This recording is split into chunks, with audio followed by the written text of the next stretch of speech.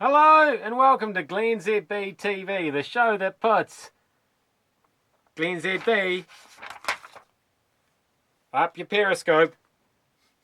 I'm bringing New Zealand to the world and the world to New Zealand, but I don't know what the hell is going on here anymore.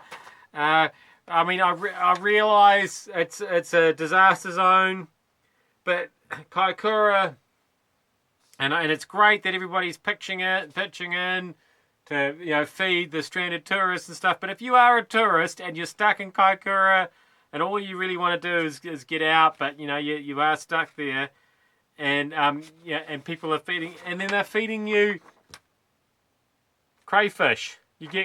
You're really hard done by because all you've got to eat is crayfish. And the navies of the world are coming in warships to save you. You don't like this room, Stevie. Neither do I. But it's just how it is for the next few weeks. We've got builders in. You know how that goes. I've been displaced like a refugee from Mosul. Except I'm actually in a building and not just in a tent in the middle of the desert. But still, it could be worse. I could be forced to eat crayfish, like an earthquake survivor. That's hard times. Apparently the crayfish, since the earthquake, they're just wandering around out in the open instead of on the bottom of the ocean. They don't know what's happening either. So difficult times in Kaikoura.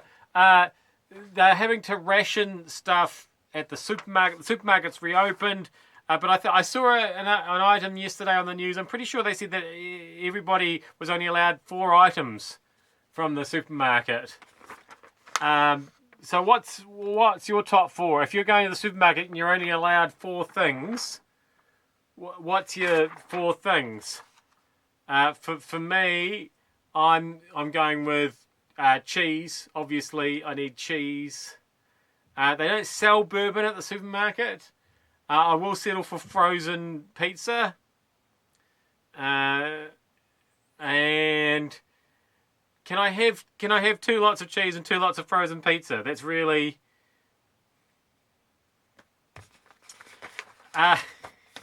anyway, it's crazy times. Crazy times. Our heart goes out to them. Our collective heart goes out to the people of Kaikoura and the tourists of Kaikoura as well. Somebody else was asking me, what's happened to the whales? Can you still watch the whales? Is that still happening? Have they gone away? Did they even know there was an earthquake? I'm not sure. I've just seen this up here. That was unnerving. Okay, now.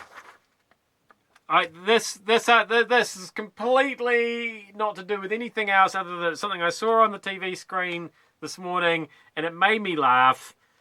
I don't know if it will make you laugh. Let's see if we share the same sense of humour. Go. Sky News. This is what they were doing an interview on this morning. Mansplaining. Do we need protection from it? So, I thought... I didn't know what was happening there. Yeah, I thought it was pretty brilliant.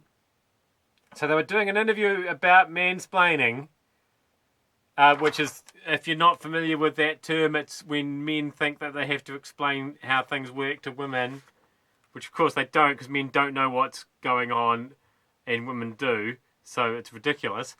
But yeah, I've got no comment to make about this, and I just wondered if the person doing the interview was a woman or a man, whether they were trying to explain something to this lady, whether she was trying to explain something to them, whose idea it was in the first place, whether they had to explain the concept behind the idea to anybody. Like I say, I thought it was funny, but anyway. Finally.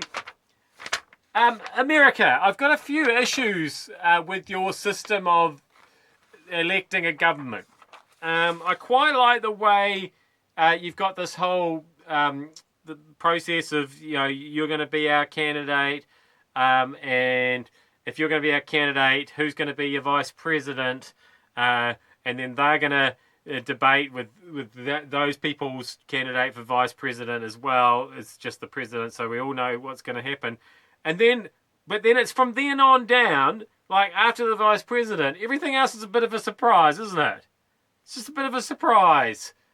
Suddenly we've got family members, random racist guys, somebody you bumped into at university, that cool guy who brought you pizza once. Suddenly all these people are members of your cabinet and government positions. We didn't know that that was going to happen before the election. Like, we knew about your vice president, and I just sort of thought, well, it's not how it usually works in other countries, you know, like in England, for example. You know, they've got a whole shadow cabinet. They've got people who would be doing that job if they were in power.